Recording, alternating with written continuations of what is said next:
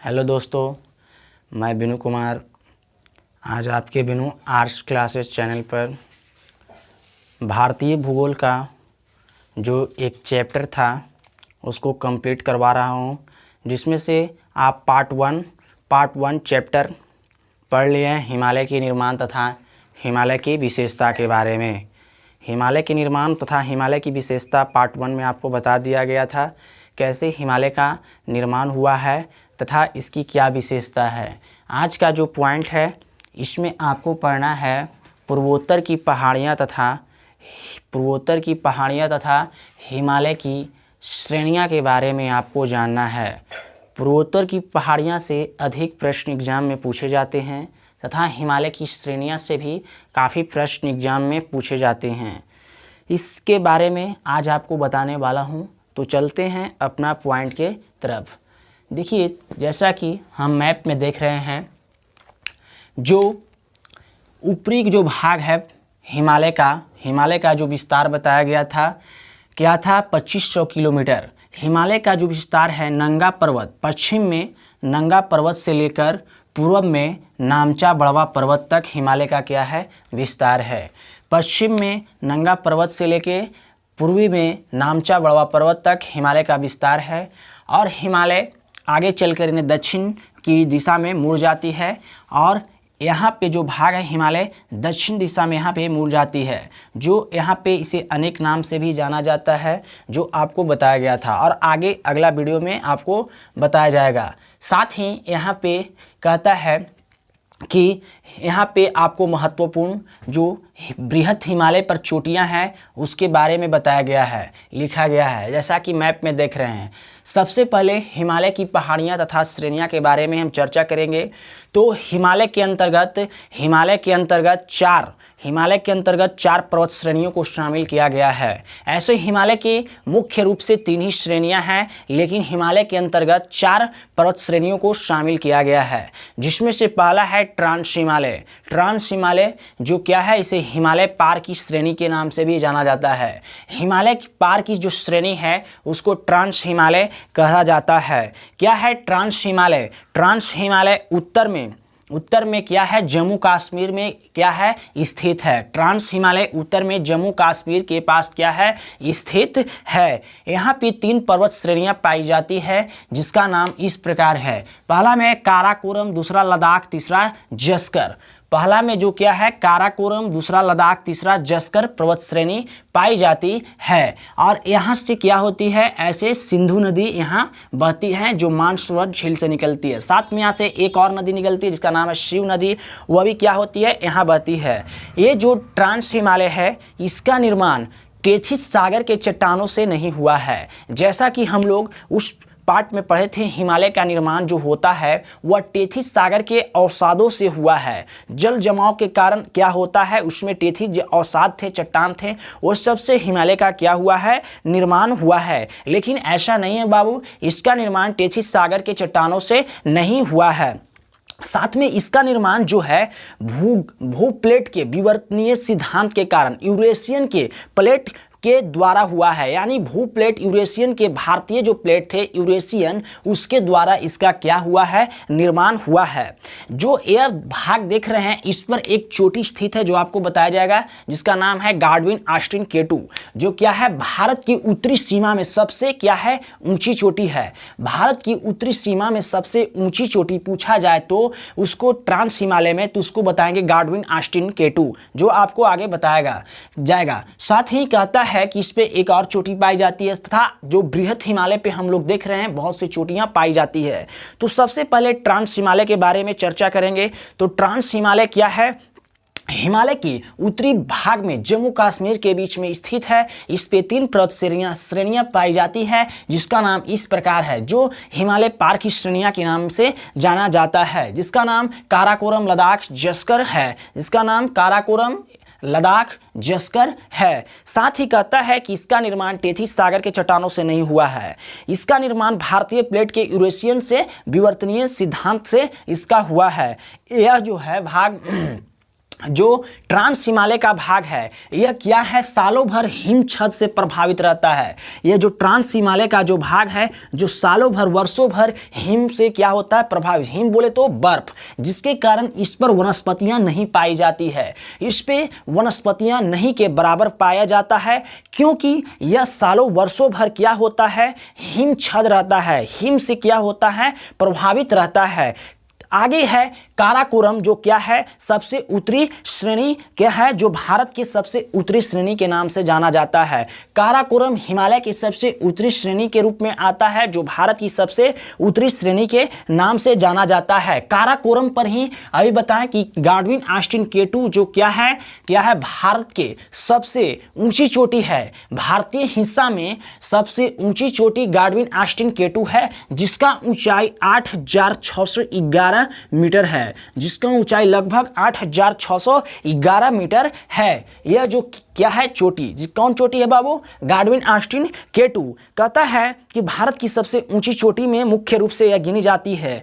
इस पर 4 ग्लेशियर पाए जाते हैं, इस पे क्या होता है 4 ग्लेशियर पाए जाते हैं। ग्लेशियर का मतलब होता है हिम नदियां, जिसमें से सबसे बड़ी ग्लेशियर है सियाचिन, दूसरा है हिन्सपर, तीसरा है बाबू बियाफो और साथ में है बाल्टोरा। पहला में क्या बताएं सियाचिन जो सबसे बड़ा ग्लेशियर है, तथा दूसरा में हिस्पर है, तथा तीसरा में बियाफो है, तथा चौथा में क्या है बाल्टोरा है। कहता है इसका विस्तार तिब्बत तक चला जाता है, इसका विस्तार क्या होता है तिब्बत तक हो जाता है। इसीलिए काराकोरम को कैलाश भी कहते हैं, इसीलिए काराकोरम को क्या कहा जाता है कैलाश पर्वत के नाम से भी जाना जाता है। काराकोरम के दक्षिणी भाग में लद्दाख श्रेणी स्थित है, काराकोरम के दक्षिणी भाग में क्या है लद्दाख श्रेणी क्या है स्थित है, काराकोरम के दक्षिणी भाग में क्या है लद्दाख श्रेणी स्थित है। लद्दाख के जस्कर में है, इसके ही क्या होता है लद्दाख के दक्षिण जो भाग है, लद्दाख के जो दक्षिणी भाग है उस पे क्या होता है एक पर्वत श्रेणियां पाई जाती है जिसका नाम जस्कर है, जिसका क्या नाम है जस्कर है। साथ ही क्या होता है जो श्रेणियां हैं एक दूसरे के आसपास नजर आती है, एक श्रेणियां हैं एक दूसरे के आसपास नजर आती है। साथ ही बोलता है जो इसका नीचे वाला जम्मू कश्मीर के जो नीचे वाला भाग है उसको हम क्या बोलते हैं नंगा पर्वत का जो विस्तार है हिमालय का, साथ ही पश्चिमी से यहीं से चल के कहां तक गया है बाबू पूर्वी इलाका नामचा पर्वत जो तिब्बत पठार के बीच क्या है स्थित है। इसी पे क्या है दुनिया की सबसे तीव्र ढाल वाली शिखर स्थित है, किस पर नहीं यह किस पर है काराकोरम पे, जो लद्दाख श्रेणी है लद्दाख पर ही क्या है दुनिया की सबसे बड़ा तीव्र ढाल वाला पर्वत श्रेणी किस पर है तो लद्दाख पर स्थित है, जो ट्रांस हिमालय के अंतर्गत आता है। जो कहां स्थित है लद्दाख पर तो कहां पे तो जम्मू कश्मीर पे स्थित है। यहां पे 2 नदियां बहती हैं, यहां से मानसरोवर झील से एक नदी निकलती है जो ऐसे भाग से क्या होती है जाती है भारत के उत्तरी हिस्से से। जो आपको भारत की नदियां चैप्टर पढ़ा जाएगा उसमें बताया जाएगा, जिसका नाम है सिंधु नदी, साथ में एक और नदी बहती है जिसका नाम है शिव नदी। क्या है इसी पर क्या है यहाँ इसी पर लेह स्थित है लद्दाख और जस्कर यहाँ क्या होता है दबा तट बसा हुआ है, यहाँ पे दबा क्या होता है भाग रहता है। साथ में यह जो तिब्बत में नामचा बड़वा पर्वत तक ही क्या होता है विस्तृत रूप से चला जाता है। अब आते हैं बृहत हिमालय के बारे में। ट्रांस हिमालय मुख्य रूप से आपको समझ में आ गया होगा। बृहत हिमालय देकर डैश दीजिएगा। तो बृहत हिमालय का जो विस्तृत है, बृहत हिमालय को सबसे पहले हम लोग किस नाम से जानते हैं, बृहत हिमालय को सबसे पहले हम किस नाम से जानते हैं बाबू, तो इसको बृहत हिमालय को सबसे पहले महान हिमालय, हिमाद्री आदि नाम से जाना जाता है। इसमें मुख्यतः क्या होती है काफी बड़ी बड़ी चोटियां पाई जाती है, जो क्या यह हिमालय का सबसे बड़ा भाग है, इसीलिए इसे हिमाद्री भी बोला जाता है। बृहत हिमालय, बड़ा हिमालय, महान हिमालय के नाम से इसे जाना जाता है। जैसा कि मैप में देख रहे हैं यह भी जो भाग है वह बृहत हिमालय का भाग है, जो क्या है पश्चिम से लेकर पूर्व तक है। और पश्चिम से जो क्या होती है यह अलग अलग नजर आती है, हिमालय की श्रेणियां जो है अलग अलग नजर आती है, हिमालय की जो श्रेणियां है वह अलग अलग नजर आती है। और जो भाग है पूर्वी तक, पूर्वी वाला जो भाग है हम लोग पढ़ चुके हैं कि पूर्वी वाला जो भाग होता है वह क्या है सकरा होता है,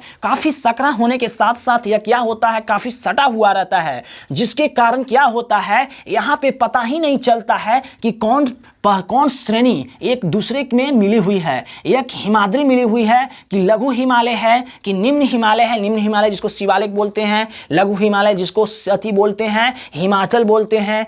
तो क्या होता है, ऐसा ही देखने को मिलता है जो पूर्वी इलाका है, जो क्या होता है, ऐसा देखने को मिलने के साथ साथ इस पे जो क्या होता है, थोड़ा मात्रा में हिम छद से प्रभावित रहता है।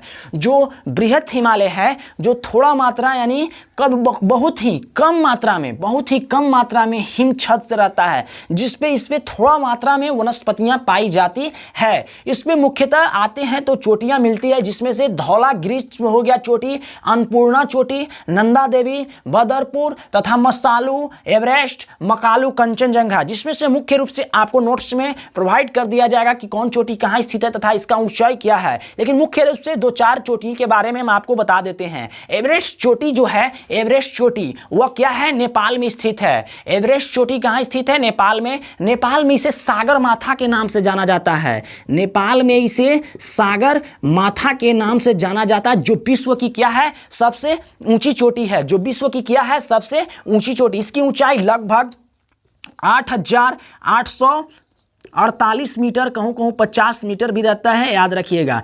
8,848 मीटर या 50 मीटर है इसका ऊंचाई। किसका, सागर माथा का। नेपाल में इसे सागर माथा के नाम से जाना जाता है। इसे विश्व की यह सबसे बड़ी चोटी है। किसका नाम क्या है, माउंट एवरेस्ट। माउंट एवरेस्ट इसका नाम है। साथ ही बोलता है कंचनजंगा। कंचनजंगा जो क्या है, यह सिक्किम में स्थित है। सिक्किम में स्थित है, जो भारतीय हिस्सा में आता है। सिक्किम में यह कंचनजंगा क्या है, स्थित है। इसका बोलता है कि कंचनजंगा जो क्या है, भारतीय हिस्सा में सबसे, हिमालय के, बृहत हिमालय के भारतीय हिस्सा में सबसे ऊंची चोटी कौन है, तो कंचनजंगा है। लेकिन प्रश्न अगर ऐसा पूछे तो कि भारत की उत्तरी सीमा में सबसे ऊंची चोटी कौन है, तो गाडविन ऑस्टिन केटू होगा, जिसका ऊंचाई 8,611 मीटर बताया गया है। साथ में यहाँ पे क्या है बाबू कि जो यह मथी है, मकालू चोटी, यह भी कहाँ स्थित है, मकालू जो है वह भी नेपाल में स्थित है।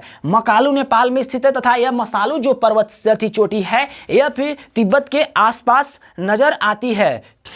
साथ में कहता है कि ये जो भाग है हमें देखने को मिलता है। अगला जो है यहाँ पे अन्नपूर्णा एक महत्वपूर्ण है। अन्नपूर्णा जो क्या है, नेपाल के आसपास नजर आती है, लेकिन अन्नपूर्णा नेपाल के से नजर आती है और यह भारतीय हिस्सा में क्या होती है, आ जाती है। साथ में यहाँ पे चोटियाँ को हम लोग देखते हैं तो जो यह जो भाग है सबसे आगे क्या होता है, जाता रहता है, आके जाते रहता है। साथ में इस पे अनेक बृहत हिमालय के मुख्य रूप से इस पे बहुत से वनस्पतियां हल्के मात्रा में पाई जाती है, हल्के मात्रा में पाई जाती है, जो इस प्रकार दिया गया था। यह जो वीडियो था आपको ट्रांस हिमालय और बृहत हिमालय के बारे में बताया गया था। और अगला जो पार्ट आएगा वीडियो का, उसमें हम लोग लघु हिमालय और निम्न हिमालय के बारे में चर्चा करेंगे। अगर यह वीडियो अच्छा लगे तो प्लीज़ मेरे चैनल को सब्सक्राइब, लाइक, शेयर जरूर करें।